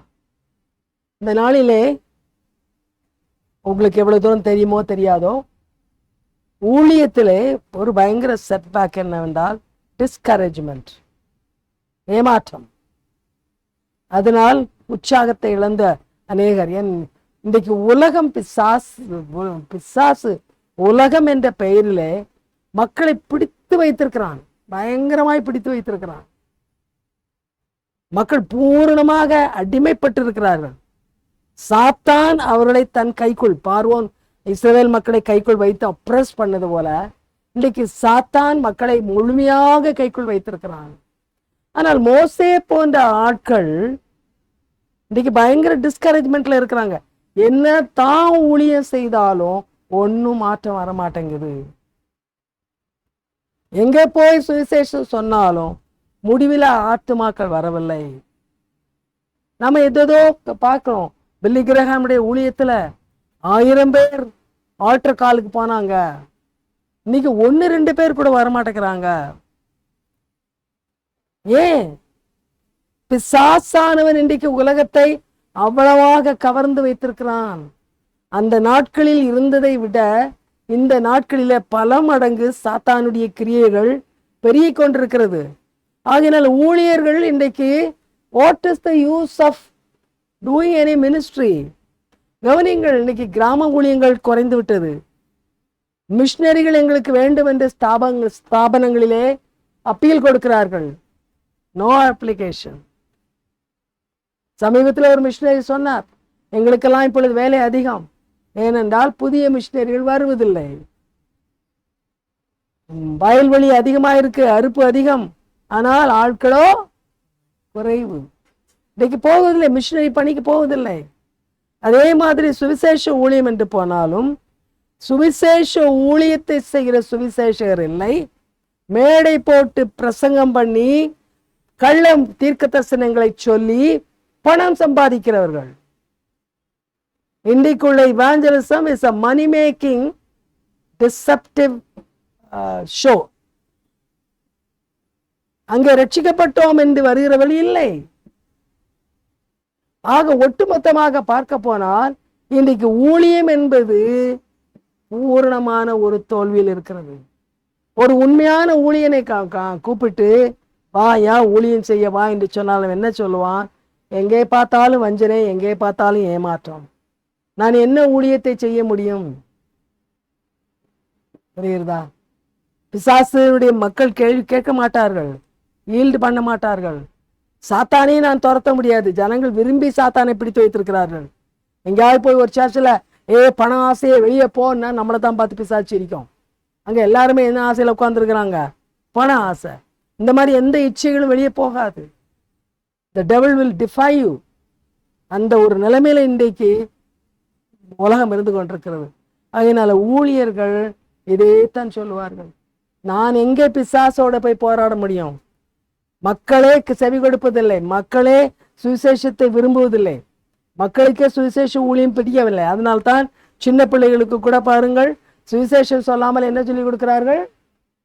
விபிஎஸ்ல டான்ஸ், ஆக்டிங், அங்கே இங்கே சால்வேஷன் மெசேஜ் எல்லாம் வருது. அதெல்லாம் தொகையல் மாதிரி, சரியா? எங்க ஒரு இடத்துல டச் பண்ணுவாங்க சால்வேஷன், மேஜர் இதெல்லாம் என்டர்டெயின்மெண்ட். இது சிறு பிள்ளைகள் மாத்திரம் இல்லை, யூத் மினிஸ்ட்ரிக்கு போங்க, அங்கேயும் இந்த கூத்து தான். ராத்திரி 12 மணி வரைக்கும் ஃபயருக்கு முன்னால் உட்கார்ந்துருக்குறாங்க. இந்த மாதிரி யூத் மினிஸ்ட்ரியை பற்றிலாம் நான் கேள்விப்பட்டிருக்கிறேன். மீனிங்லெஸ், ஒன்றுமே அர்த்தம் இல்லாத ஊழியங்கள். பெரியவர்கள் நிறைய பேர் எங்களுக்கு ஏசி ஹால் போட்டிங்கன்னா வருவான்வாங்க, அங்கே தூங்குவாங்க. நீங்கள் அங்கே கூப்பிட்டு அவங்கள பேசுனீங்கன்னா நீங்கள் பேச்சை கேட்க மாட்டாங்க. என்ன பண்ணுவாங்க? நிறைய நல்லா தூங்க வருவாங்க அங்கே. ஆக டோட்டலாக இன்றைக்கி ஊழியம் என்பது உங்களுக்கு புரியவில்லை. நம்ம என்ன அங்கே நடக்குது இங்கே நடக்குதுன்னு கேட்குறோம். ஆவியானவர்கிட்ட நீங்கள் கேட்டு பாருங்கள், அவர் சொல்லுவார். ஊழியங்களிலே இன்றைக்கு மிக குறைந்த பலன். ஏனென்றால் நல்ல ஊழியம் செய்து என்ன பிரயோஜனம்? புரிஞ்சுங்களா? நம்ம டிஸ்கரேஜ் ஆகணும் என்பதற்காக பிசாசு மேக்சிமம் செய்யறான். இப்ப நானே ஒரு ஊழியக்காரி, நான் சொல்லுவேன், டிஸ்கரேஜ் பண்றதுக்கு அவன் செய்யற காரியங்கள் உங்களுக்கு தெரியாது. But I DeFi the devil. நீ தலைகளை நின்னாலும் ஊழியத்தை நிறுத்த முடியாது. அதனால தான் நான் அங்கே போகக்கூடாதுன்னு பண்ணி வச்சான் பிசாசு. ஆனால் ஆண்டவரை கொடுத்த பலத்தில் இன்னைக்கு அவங்கெல்லாம் இங்கே வந்துட்டு இருக்காங்க. அதனால் அதே ஊழியம் நடக்குது இன்னைக்கு. அதே மாதிரி சால்வேஷன் வருது. இப்படி நிறைய காரியங்களை பண்ணிட்டு இருக்கிறான் பிசாசு. ஊழியங்களை தடை பண்ணுவதற்காக மேக்சிமம் நடக்கிறது. ஆனால் இதை எதிர்த்து போராடக்கூடிய வல்லமை அநேக ஊழியர்களுக்கு இல்லை. என்ன பண்றாங்க? சோர்ந்து போய் வேறு பக்கம் திரும்புகிறார்கள். ஆண்டவர் சொல்லுகிறார், மோசே சொல்லுகிறான், I never got discouraged. I only said that it's a temporary thing. So நான் விடலை. அதுக்கப்புறமா நான் தொடர்ந்து போராடினேன், நீங்களும் போராடுங்கள். எக்ஸோடஸ் 7:1 7ஆம் அதிகாரம் 1ஆம் வசனம். கர்த்தர் மோசேயை நோக்கி, பார், உன்னை நான் பார்வோனுக்கு தேவனாக்கினேன், உன் சகோதரன் ஆகிய ஆரோன் உன் தீர்க்கதரிசியாய் இருப்பான். இவனுக்கு எவ்வளவு அழகா ஆண்டவர் அவனை என்கரேஜ் பண்ணுகிறார். நீ பார்வோனை பெரிய ஆள் நினைக்கிற, அது உலக பிரகாரமான ஆளுகையில அவன் பெரிய ஆளு, அவன் ஒரு ராஜா, அவனை எதிர்த்து நான் எப்படி போக முடியும்? ஆண்டவர் சொல்கிறார், நீ அவனுக்கு தேவன். You are there to control him. You have the power to control him. புரியுதா? தேவன் என்று சொன்னார். ஆண்டவர், தேவன்ற வார்த்தையை ஆண்டவர் என்று சொல்லலாம். ஆண்டவர் என்றால் என்ன அர்த்தம்? ஆளுகை செய்கிறவர். The one who has control over anything and everything. நீ பயப்படாத. ஒரு நாள் உன்கிட்ட வந்து அவன் காலில் விழுவான் பாரு. நீ போயிருப்பா, நீங்க இருக்காத, நீ என்னெல்லாம் சொல்றிய எல்லாம் நடக்குது.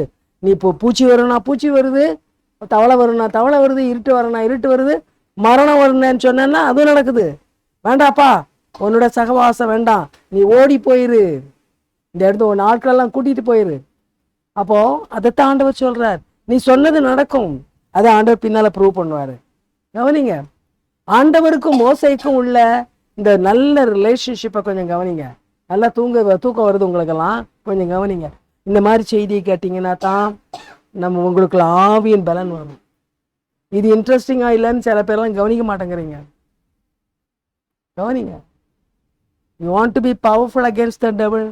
இதே மாதிரி செய்திகள் தான், இது மாதிரி செய்திகள் தான். தெளிவா ஆண்டவர் சொல்றார், கவனி, இஸ்ரவேல் மக்கள் உனக்கு அகேன்ஸ்ட், பார்வோன் உனக்கு அகேன்ஸ்ட், பட் ஐ ஆம் ஆல் ஃபார் யூ. சரியான நேரத்தில் ஆண்டவர் சொல்றார், பயப்படாத, ஒன்னை நான் பார்வோனுக்கு தேவனா வைக்கிறேன். பார்வோன் உனக்கு எதிராக வாழ ஆட்ட முடியாது, ஒரு விரலை அசைக்க முடியாது. உனக்கு அவ்வளவு பவர் கொடுக்குறேன். நீ சொன்னா சொன்னது நடக்கும். நீ கோலை நீட்டினா, நீ எதுக்காக கோல் நீட்டுறியோ அது நடக்கும். நான் அந்த அளவுக்கு உனக்கு வல்லமை கொடுக்குறேன். அது மாத்திரம் அல்ல, ஊழியங்கள் நன்றாக நடக்க வேண்டுமானால், நன்றாக நீங்கள் தேவனோட பிள்ளைகளே, அதுவும் இதுல ஒரு காரியம் ஆண்டவர் சொல்றார். எந்த ஒரு ஊழியம் நல்லா நடக்கணும்னாலும் அதுல தீர்க்க தரிசனம் இருக்கணும். தீர்க்கதரிசி ஒருவர் இருக்கணும், அல்லது ஊழியத்தை நடத்துகிறவரே ஒரு தீர்க்கதரிசியாய் இருக்கணும். தீர்க்க தரிசனம் இல்லாத ஊழியமா இருப்பதனால தான் இந்த நாட்கள்ல ஊழியங்கள் தலைகீழா கவிழ்ந்து போயிட்டு இருக்குது. அதாவது இதை முந்தைய நான் சொல்லியிருக்கிறேன். ஏன்னா நம்ம தீர்க்க தரிசனத்தை பத்தி பல வாரம் பேசணும்ல. ஆமா, அப்பவும் சொல்லியிருக்கிறேன். நல்ல ஊழியம் என்ன, இப்ப நான் பேசிட்டு இருக்கும் போதே எனக்குள்ள தாட்டை போட்டுக்கிட்டே இருக்கணும். மேல இருந்து தீர்க்க ஆண்டவர் சொல்லணும், அதை நான் சொல்லணும். அதுதான் தீர்க்க தரிசன ஊழியம். அப்ப மோசேக்கு சொல்லுகிறார், நான் உனக்கு ஆரோனை தீர்க்க தரிசியா வைக்கிறேன். நீ என்ன செய்யணும்? பேச சொல்லு, இதை சொல்லு, அதை சொல்லுன்னு சொல்லு. நீ உன்னை தேவனுடைய இடத்துல வைத்திருக்கிறேன், அந்த பவர் உனக்கு கொடுத்திருக்கிறேன். அப்ப நீ எதை சொல்ல நினைக்கிறாயோ அதை யார் செய்வான்? ஆரோன் செய்வான். அதனால்தான் ஆரோன் தான் அந்த பாம்பத்துக்கு போட்டது, அந்த கோலத்துக்கு போட்டது. கோலை கழுத்துக்கு போட்டது யாரு? மோசையா? ஆரோன். கரெக்டா? அது பாம்பாச்சு. சோ அந்த அளவுக்கு ஆண்டவர் சொல்லுகிறார். ஒரு ஊழியன் உண்மையான ஊழியனா இருந்தால் ஆண்டவர் ஒரு நாளும் அந்த ஊழியத்துல இல்லாமல் இருக்க மாட்டார். ஊழியம் சின்னதுன்னு நினைக்கலாம், ஆனால் கர்த்தருடைய பவர் அந்த ஊழியத்துல இருக்கும். அந்த ஊழியத்துல எல்லாமே தேவையெல்லாம் சந்திக்கப்படும். நேற்று அந்த அந்த காரியத்தை நான் சாட்சியாக அவங்களுக்கு சொன்னேன். நான் சொன்னேன்னா, சின்ன ஊழியமாக இருந்தாலும் இந்த ஊழியத்தில் எத்தனையோ ஊழியத்துக்கு இல்லாத ஒரு பெரிய ஸ்லாக்கியம். இது மாதிரி ஒண்டர்ஃபுல்லாக கீபோர்டு வாசிக்கிறவங்க நீங்கள் வெள்ளூரில் 1-2 தான் பார்ப்பீங்க. உங்களுக்கு தெரியாது மியூசிக் பற்றி, அதனால உங்களுக்கு தெரியாது. இந்த குவாலிட்டியாக வாசிக்கிறவங்க இல்லை, சும்மா அவங்க தட்டிட்டு போவாங்க. அது கீபோர்ட், அது இன்பில்ட் மியூசிக் இருக்குல்ல, அது ப்ளே பண்ணோம். அவனுக்கு நிறைய பேருக்கு மெலடி கூட போட தெரியாது. ஆனால் ஆண்டவர் நமக்கு பெஸ்ட்டு கொடுத்துருக்கிறாரு. சரியா? இந்த கம்ப்யூட்டர் ஆப்ரேட் பண்ணுறதுக்கு வெளியேண்டு ஆளை வச்சோன்னா எவ்வளோ செலவாகும். நமக்கிட்ட அந்த மாதிரி பணம்லாம் கிடையாது. It's all free service God is doing. Expertise எத்தனை வருஷமோ நம்ம இந்த ஊழியத்தை செய்துட்ருக்குறோம். யாருமே என்கிட்ட வந்து நீங்கள் எப்படி பண்ணீங்க, குவாலிட்டி மோசமான குவாலிட்டின்னு சொல்லலை. நல்லா இது வரைக்கும் நல்லா இருந்தது. இப்போ கடந்த 2 வாரம் தான் பிசாசு குறுமானுகிறான். மற்றபடி quality has been always good. இது ஆண்டவர் செய்கிறாரு. எங்கேயும் போய் எந்த பத்திரிகையிலும் பணம் வேணும்னு சொல்லி அப்பீல் பார்த்துருக்கீங்களா? அல்ல விஎல்சியில் போர்டில் எழுதி போட்டிருக்கா, இங்கே கொஞ்சம் பணம் கொடுங்கள்? எங்கேயும் கிடையாது. இங்கே ஒரு காணிக்கை பெட்டி வச்சிருக்குதா? இல்லை. அப்போ எங்கேருந்து பணம் வருது? போதுமான பணத்தை ஆண்டவர் தருகிறார். புரியுதா? It is God who provides. ஆகினால இந்த ஊழியத்தில் ஆண்டவர் கூடவே இருக்கிறார். எந்த எக்ஸ்டென்ட்டுக்கு அவர் போய் ஹெல்ப் பண்றாருன்றது அடுத்த வாரத்தில் நமக்கு ஒரு நல்ல கார் வரும், அப்போ அதுவும் தெரியும். It's God who is doing himself with no appeal from the servant of God. ஆண்டவரோட ஊழியக்காரர் எதுவும் கேட்க வேண்டியதில்லை. ஆண்டவர் அங்கங்க பேசுகிறார், அங்கங்க காரியங்களை ஆண்டவர் நடப்பித்து கொண்டு போகிறார். That is the way God will work. நான் உன்னை அவனுக்கு தேவனாக்கினேன், ஆரோன் உனக்கு தீர்ப்பு தரிசியா இருப்பான். அதனால் அருமையான தேவனுடைய பிள்ளைகளே, ஆண்டவர் விரும்புவதெல்லாம் சத்தியத்தின்படி நடக்கணும். ஆண்டவருக்கு உண்மையா இணங்கி இருந்தோம்னா ஊழியத்தை நடத்தும் பொழுது பிசாசுடைய சேலஞ்சஸ் நிறைய இருக்கும். அதுக்கெல்லாம் பயப்பட வேண்டாம். God is by your side. கர்த்தர் கூட இருக்கிறார், கர்த்தர் கூட இருக்கிறார். ஆகையினால் யாரும் ஒன்று செய்ய முடியாது, ஒருவராலையும் ஒன்று செய்ய முடியாது. நமக்கு சேலஞ்சு விடுவாங்க சில பேர், என்னட்டையும் சேலஞ்சு விட்டுருக்காங்க, இருங்க உங்க மினிஸ்ட்ரியை ஒன்றும் இல்லாமல் பண்ணிடுறோன்னு. இந்த 18 வருஷத்துல அவங்களால ஒரு துரும்ப கூட அசைக்க முடியல. விஎல்சியில் ஜிடிஜி 30 வருஷமா ஓடுது, யாரும் துரும்ப அசைக்க முடியல. nobody could ever stop it or do any damage. இது ஆண்டவர், அதனால தான் ஆண்டவர் சொன்னார் கற்பாரியின் மேல் கட்டப்பட்டது. இந்த ministry built on the rock Jesus Christ. nobody can shake it. ஆண்டவர் நமக்கு அந்த அஷ்யூரன்ஸை கொடுக்கிறார். ஆகினால கர்த்தருடைய பலத்த கையில் என்ன செய்யணும்? அடங்கி இருந்து யார் எதிர்த்தாலும் சரி, யார் இணங்காவிட்டாலும் சரி, என் ஆண்டவர் என்னை இதை செய்ய சொல்லியிருக்கிறார், நான் செய்வேன் என்று உறுதியா நிற்கணும். அடுத்தது எக்ஸோடஸ் 8:10, 8ஆம் அதிகாரம் 10வது வசனம். அதற்கு அவன் நாளைக்கு என்றான். அப்பொழுது இவன், எங்கள் தேவனாகிய கர்த்தருக்கு ஒப்பானவர் இல்லை என்பதை நீர் அறியும்படிக்கு உம்முடைய வார்த்தையின்படி ஆக கடவது. இது பார்வோனுக்கும் மோசேக்கும் உள்ள ஒரு கான்வர்சேஷன். நல்லா கவனிங்க. மோசே எப்போ பார்த்தாலும் நான் தான் சொல்லிட்டு இருக்கிறேன், மோசேக்கும் ஆண்டவருக்குள்ள உறவு. இன்னைக்கு நம்ம இந்த மோசையை பற்றி படிக்கும் போதெல்லாம் நமக்கும் தேவனுக்குள்ள உறவு இதுதான். How God relates to you, how you relate to God, how thick is the relationship between you and God. சரியா? அப்படி இருக்கும்போது நம்மை பற்றி பேச மாட்டோம். என்ன சொல்றான்? என் தேவனுக்கு ஒப்பானவர் யாரும் இல்லை. ஆண்டவர் இங்க சொல்லிட்டார், நான் உன்னை தேவனை வைக்கிறேன்.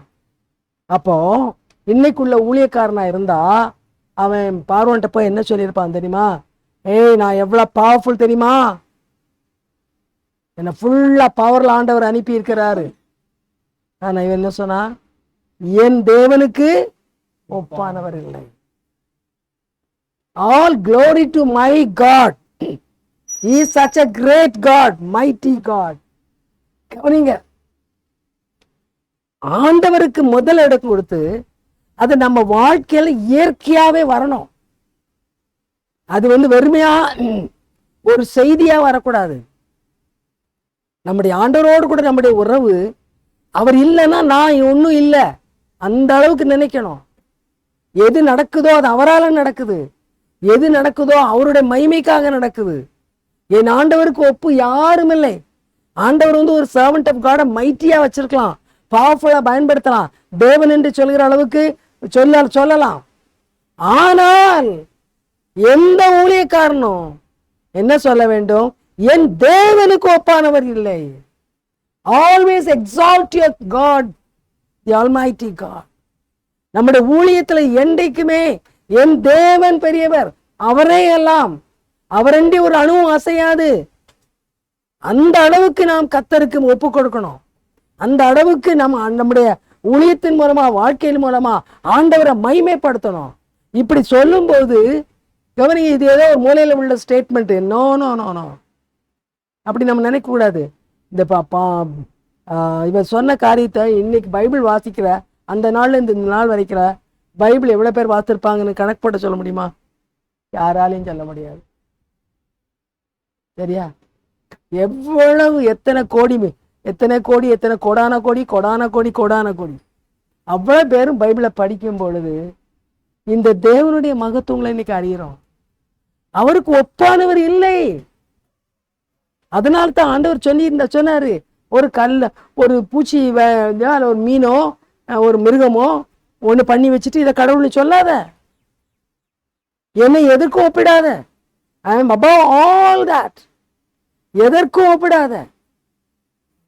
வெளிச்சத்துல என்ன பார், ஆனா வெளிச்சம் கடவுள் இல்ல. புரியுதா? தண்டர் ஷவர்ல கடவுளை பார், ஆனா அவர் கடவுள், அது கடவுள் இல்ல. Anything around you which is so powerful, அதுல ஆண்டவரை பார். நீ பாருங்க, பெரிய பெரிய ஐஸ்பர்க்ஸ் வந்து மிதந்து வருதான். அது ஒண்ணு போட்டுருந்துச்சு, பார்த்தேன் நானு. ஆஸ்திரேலியாவோட பெருசு. Did you read it? One chunk is coming away. சைஸை பார்த்தா ஆஸ்திரேலியாவோட பெருசு. அந்த மாதிரி மெல்ட் ஆகி வருதான். கவனிங்க, எதை போட்டு ஹீட் பண்ண அப்படி வரும்? Can we ever do that? அது எந்த இடத்துல? in a cold place. ஆண்டவர் சொல்ற கிளம்பி வா, உடைஞ்சு வா.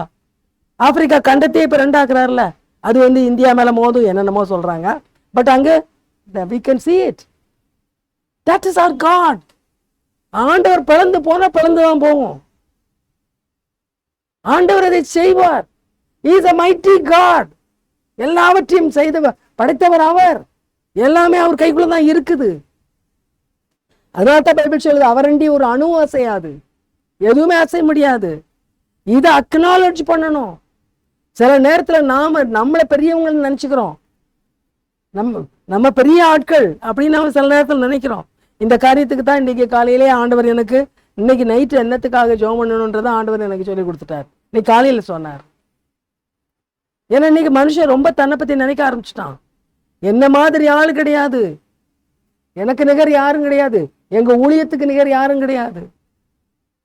ஒவ்வொரு மனுஷனும் தன்னை தாழ்த்தணும். என் ஆண்டவருக்கு ஒப்பானவர் யாரும் இல்லை. நம்ம அப்படி அவர் கைக்குள்ள தாழ்த்தும் பொழுது நமக்கு தேவையானதை அந்த தேவன் செய்வார். நாம் அவரை மிஞ்சி போகும் பொழுது, அவரை எதிர்த்து நிற்கும் பொழுது நாம ஒன்றுமில்லாமல் போவோம்.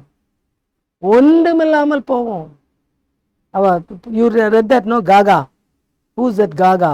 One woman, singer. She was mocking God on a stage and something drastic happened to her. அந்த ஆண்டவர் யாரும் மார்க் பண்ண முடியாது, யாருமே. நான் இந்த நாள்ல ட்ரை பண்றாங்க, அதை செய்யலாமா, இது பேசலாமா, ஆண்டவருக்கு விரோதமா, வேதத்துக்கு விரோதமா பேசலாமா? ஆண்டவர் சொல்றார், எனக்கு ஒப்பானவர் இல்லை. ஆனா பாட்டு மட்டும் ஒப்பானவர் இல்லை பாடுறது. ஆனா பணத்தை ஆண்டவரை விட பெருசா வச்சுக்கிறது. இன்னைக்கு ஊழியங்கள்ல ஆண்டவரோட பெருசு என்னது? பணம், பேர், புகழ். இன்றைக்கு நாம் சொல்ல வேண்டும், என் ஆண்டவருக்கு ஒப்பானவர் இல்லை. அடுத்து Exodus 9:13,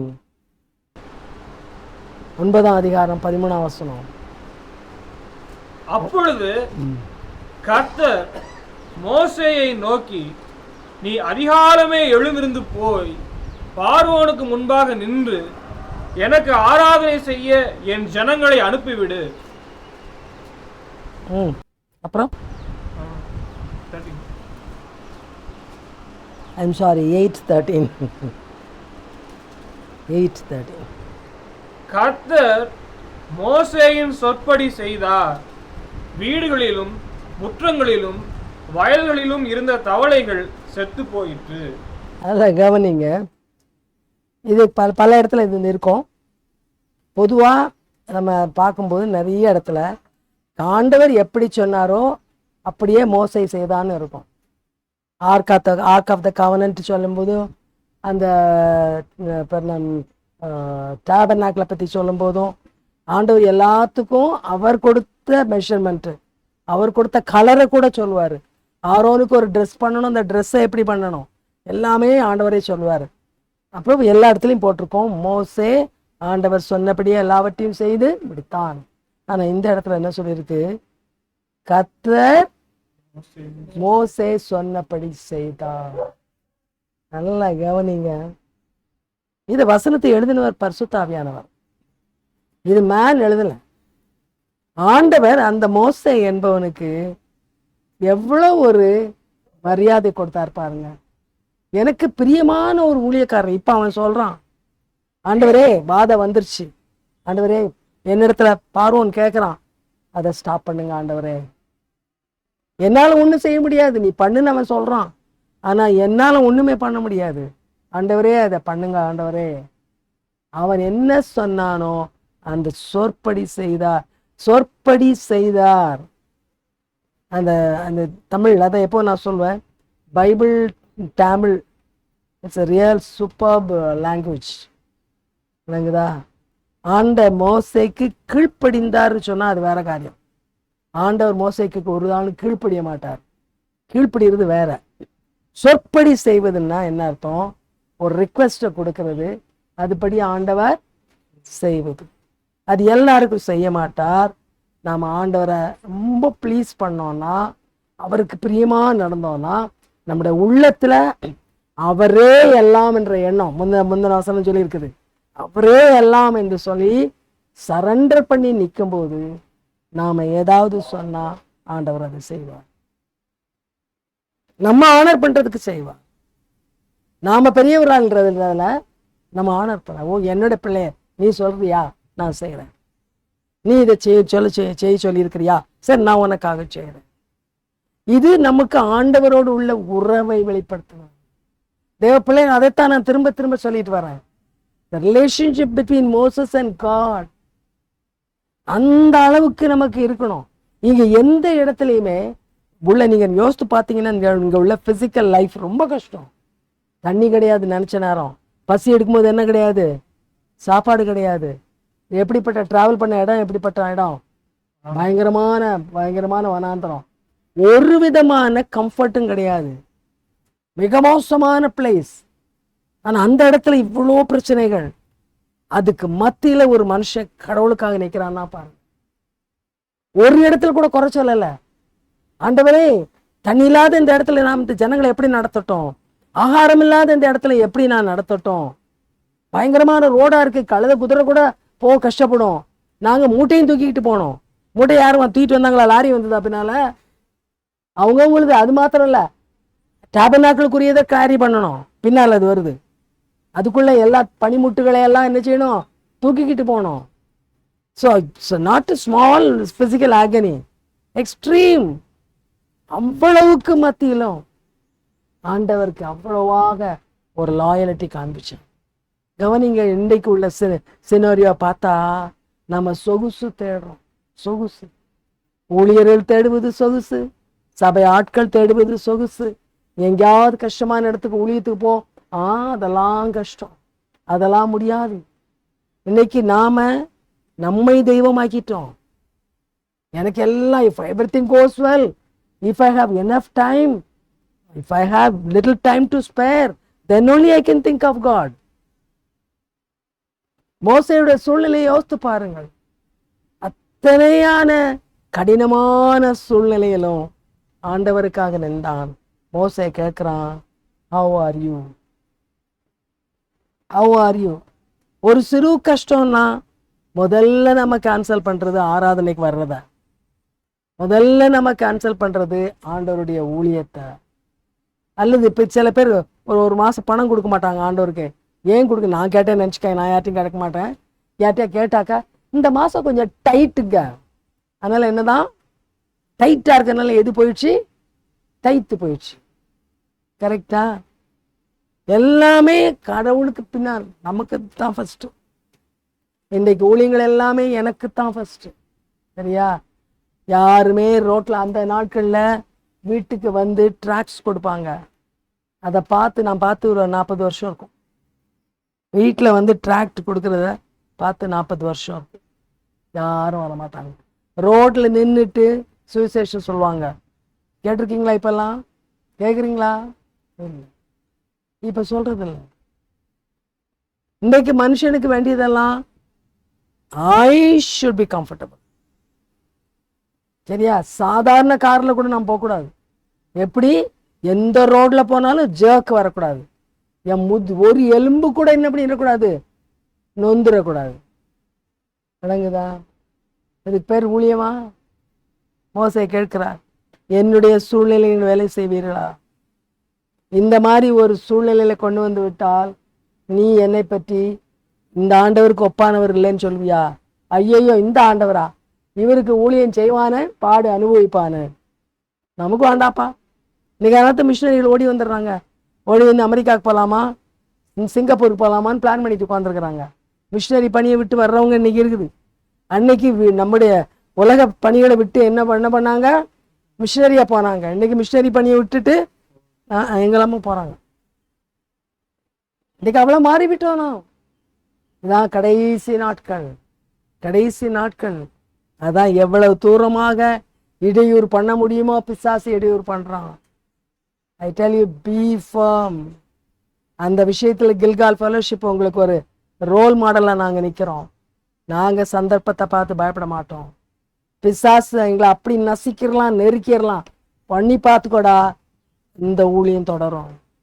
நாங்கள் ஆண்டவருக்காக கடைசி வரைக்கும் நிற்போம். நீ எந்த காரணத்தை கொண்டு ஊழியத்தை டச் பண்ண முடியாது, நாங்கள் சொல்லி வச்சிருக்கிறோம்.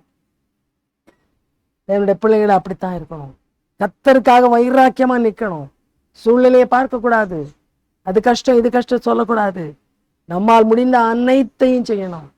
எப்படியெல்லாம் செய்யணுமோ அப்படியெல்லாம் நம்ம செய்யணும். ஆண்டவர் இதை விரும்புகிறார். Sometimes God test. நைட் அது மாதிரி ஒரு டெஸ்ட் நடந்தது. எங்கள் ப்ரேயர் முடிஞ்சோடனே தென் வி ப்ரே டுகெதர். அது முடிஞ்சோடனே ஒரு கால் நாக்பூரில் இருந்தது. somebody is sick, will you pray? It's a very testing time. You're so tired, you want to sleep. And I said, okay, I will pray. So அதுக்கப்புறமா சரி, சிக்கான person நாக்பூரில் இருக்கவங்களுக்கு ஜெபம் பண்ணோம். இது பண்ணுறதுன்னா எப்படி? Not compelled by one's own self. இது ஆண்டவருடைய பணி. நாம் நம்மளுடைய கஷ்டத்தையோ டிஸ்கம்ஃபர்ட்டையோ பார்க்கக்கூடாது, ஜெபம் பண்ணணும். அந்த மாதிரி நிற்கணும் வைராக்கியமா ஆண்டவருக்கு. நம்முடைய நேரம் இல்லை, அது இல்லை, இது இல்லை, அது கஷ்டம் இது கஷ்டம். No, God first. அவருக்கு ஒப்பானவர் இல்லை. நான் அவருக்காக என்னுடைய எல்லாவற்றையும் கொடுக்குறேன். அது எஃப்எம்பிபியில் ரொம்ப அழகான பாட்டுலாம் உண்டு. அவருக்காக எல்லாவற்றையும் கொடுக்குறேன்னு சொல்லி. அது என்ன பாட்டு ஞாபகம் இல்லை எனக்கு. எல்லாவற்றையும் கொடுக்குறேன். பணமாக இருக்கட்டும், சரீரத்தின் பலனாக இருக்கட்டும். நிறைய பேர் பிள்ளைகளை கூட ஆண்டவர் ஊழியத்துக்கு அனுப்ப சொல்கிறார். சில மிஷினரி, பழைய காலத்து மிஷினரிகள் தன்னுடைய அத்தனை பிள்ளைகளையும் ஆண்டோட ஊழியத்துக்கு கொடுத்துருக்குறாங்க. வெளிநாட்டுக்கு அனுப்பி பணம் சம்பாதிக்கணும்னு நினைக்கல. என் பிள்ளைகளெல்லாம் ஆண்டவருக்காக உழைக்கட்டும். என்னுடைய எல்லாமே ஆண்டவருக்காக. ஓகே, ஸோ அதுக்கு அடுத்ததுக்கு போனால் நிறைய நேரம் ஆகிடும். ஓகே, ஸோ நாளைக்கு அடுத்த வாரம் பார்க்கலாம். அந்த மோசே ஒரே ஒரு காரியத்தை கேட்கிறார். நான் உங்களோடு கூட மறுபடியும் பேசிக்கொண்டிருக்கிறேன். உங்களுடைய உறவு ஆண்டவரோடு எப்படி இருக்கிறது? நீங்கள் உங்களுடைய வாழ்விலே ஆண்டவருக்கு என்ன இடத்தை கொடுத்திருக்கிறீர்கள்? இந்த கேள்வி நம்ம இடத்துல வந்துட்டே இருக்கணும். மோசே அதைத்தான் சொல்லி கொடுக்கிறார். ஆண்டவரோடு இணைந்து வாழ்ந்தேன். நான் ஆண்டவருக்காகவே வாழ்ந்தேன். ஆண்டவர் என்ன சொன்னாரோ அதையெல்லாம் செய்ய ஆயத்தமாயிருந்தேன். நீங்கள் எப்படி இருக்கிறீர்கள்? God bless you. ஜெபம். ஸ்தோத்திரம் ஆண்டவரே, தகப்பனே உமக்கு ஸ்தோத்திரம். இயேசு ராஜா உமக்கு ஸ்தோத்திரம். எப்படிப்பட்ட உறவை நீர் எதிர்பார்க்கிறீர்? ஒவ்வொரு தனிப்பட்ட மனிதனும் உமக்கு எந்த கனத்தை கொடுக்க வேண்டும், எப்படியாக உம்முடைய மகிமைக்காக வாழ வேண்டும், இதை நீர் அருமையாக மோசேயின் வாழ்வு மூலமாக சொல்லித் தருகிறீர். அதோடு கூட உமக்காக உண்மையும் உத்தமமாக இருக்கிறவனோடு கூட நீர் எப்படி இடைப்படுகிறீர்? How you relate to them? மிக அழகாக எங்களுக்கு சொல்லுகிறீர், சொல்லிக் கொடுத்தீரப்பா. கர்த்தாவே, இதையெல்லாம் ஏதோ சரித்திரத்தில் எழுதி வைத்திருக்கிறது என்று சொல்லி நாங்கள் புரிந்தும் புரியாமலும் வாசித்து கொண்டு போகிறோம். ஆனால் தகப்பனே, இப்படிப்பட்ட அர்ப்பணிப்பு, இந்த அற்புதமான அர்ப்பணிப்பு எங்களுக்கும் வேண்டும் என்பதை நீர் அறிந்திருக்கிறபடியால் இன்றைக்கு எங்களோடு பேசுகிறீரப்பா. எங்களில் அநேகருக்கு, இந்த நவீன கால கிறிஸ்தவர்களுக்கு, ஊழியர்களுக்கு இந்த அர்ப்பணிப்பு இல்லை கர்த்தாவே. கர்த்தாவே, தேவனுடைய ஊழியம் ஆடம்பர வாழ்க்கைக்கு ஒரு வழி என்ற எண்ணம்தான் இருக்கிறது. ஆண்டவருடைய ஊழியத்தை செய்தால் பெயர் வாங்கலாம், புகழ் வாங்கலாம், நிறைய பணத்தோடு சொகுசாக ஆடம்பரமாய் வாழலாம். ஆண்டவரே, இது எவ்வளவு தவறு, இது எவ்வளவு உமக்கு பிரியமில்லாத காரியம் என்பதை மோசேயினுடைய வாழ்வு மூலமாக எங்களுக்கு சொல்லுகிறீர் கர்த்தாவே. இந்த மோசே என்பவன் தனக்காக எதையும் தெரிந்து கொள்ளவில்லை, தன்னை விசேஷித்தவன் என்றவன் கருதவும் இல்லை. ஜனத்தோடு ஜனமாக கலந்து பாடுகளை அனுபவித்தான். ஜனங்களுடைய பிரதிநிதியாக போக வேண்டிய இடங்களுக்கு போனான், அங்கேயும் பாடுகள். ஜனங்களும் அவனை எதிர்த்து நின்றார்கள், ஜனங்கள் மத்தியிலும் அவனுக்கு பாடுகள். ஆனாலும் அந்த தேவ மனிதன் உமக்குள் நிலைத்திருந்தான். உம்மை விட்டு அவன் விலகவில்லை. சுவாமி, நீர் அவனை எவ்வளவாக நேசித்திருப்பீர், உம்முடைய அன்பு அவன் மேல் எவ்வளவு அதிகமாக இருந்திருக்கும் கர்த்தாவே, நாங்கள் கற்பனை கூட செய்ய முடியாதப்பா. இன்றைக்கும் அதே விதமாக எங்களோடு கூட ரிலேட் பண்ண நீர் ஆயத்தமாக இருக்கிறீர். அதே உரிமை எங்களுக்கு கொடுக்க ஆயத்தமாக இருக்கிறீர். நாங்கள் மோசேயை போல இருக்க வேண்டும். ஆண்டவரே, இந்த நாட்களினுடைய ஊழியர்கள் அப்பா, ஆவியானவரை அசட்டை பண்ணி தாறுமாறானதை செய்வதை விட்டு விட்டு கர்த்தாவே, மோசேயை போன்ற உத்தம ஊழியர்களாய் மாறட்டும் அப்பா. மோசேயை போன்ற உத்தம ஊழியர்களாய் மாறட்டு கர்த்தாவே. இறங்கும் தகப்பனே, நாங்களுமே அதிகமாக துக்கப்படுத்துகிறோம் சுவாமி. எங்கள் காரியங்கள் ஆண்டவரே உமக்கு பிரியமானதாக இல்லை, உம்மை மகிமைப்படுத்துகிறதாக இல்லை கர்த்தாவே. சபையிலே ஏதோ பாடல்கள் நடக்கிறது உண்மைதான், ஏதோ பைபிளை திறந்து ஏதோ சொல்லுகிறார்கள், ஆனால் அந்த இடத்துல தேவன் நாம மகிமைப்படவில்லை. உண்மையாக உம்மை மகிமைப்படுத்துகிறவர்கள் அதிகம் பேர் இல்லை கர்த்தாவே. கர்த்தாவே, ஆண்டவரே, இந்த நிலைமை மாற வேண்டும் என்று தான் எங்களோடு பேசுகிறீர். எங்கள் இருதய கடினம் மாறட்டும் ஐயா. எங்கள் ஆடம்பர வாழ்க்கையின் மோகம், சொகுசு வாழ்க்கையின் மோகம், பண ஆசை, இச்சை ஒளியிட்டு கர்த்தாவே. பணம் என்றாலே நாங்கள் இன்றைக்கு எதுக்காக எதுவும் செய்வோம். பணம் ஒன்றுதான் எங்களுக்கு பிரதானமாய் காணப்படுகிறது. இதெல்லாம் மாறட்டு கர்த்தாவே, மாறட்டும் சுவாமி. இறங்கும் தகப்பனே, இறங்கும் தகப்பனே, எங்களுக்கு இறங்கும் சுவாமி. நாங்கள் மோசையை பற்றி படிப்போமானால் அது எங்கள் வாழ்க்கையில் மாற்றத்தை கொண்டு வரட்டும். ஏதோ பொழுதை போக்குகிறதுக்கு இங்கள் வரவில்லை, அல்லது ஒரு நாள் கணக்கு கொடுக்க வேண்டும், ஓய்வு நாள் ஆராதனைக்கு போனோம், ஆராதனை நடத்தினோம், இல்லை கர்த்தாவே. எங்கள் வாழ்வு மாறுவதற்காக, தேவையானவற்றை கற்றுக்கொண்டு அதை பின்பற்றுவதற்காக எங்களை அழைத்து வந்திருக்கிறீரப்பா. உணர்ந்து செயல்பட கிருபை தாரும். எங்களை தாழ்த்த எங்களுக்கு கிருபை தாரும் ஐயா, எங்களை தாழ்த்த எங்களுக்கு கிருபை தாரும். கில்கா சபையை கர்த்தர் ஆண்டவரே தொடும் ஐயா. நாங்கள் யாவரும் மோசேயை போல மாறட்டும். நாங்கள் மோசையை போல அர்ப்பணிப்புள்ளவர்களாக இருக்கட்டும். இந்த நாட்களிலே பரிசுத்த ஆவியானவரை கனவீனப்படுத்துகிற அந்த கூட்டத்தோடு நாங்கள் சேரக்கூடாது. நாங்கள் வித்தியாசமாக இருக்கட்டும். எங்களை பலப்படுத்து சுவாமி. உடைய நாம எங்கள் மூலமாக மகிமைப்படட்டு கர்த்தாவே. சகல துதியும் கனமும் மகிமை உமக்கு, அதை உமக்கே தருகிறோம்.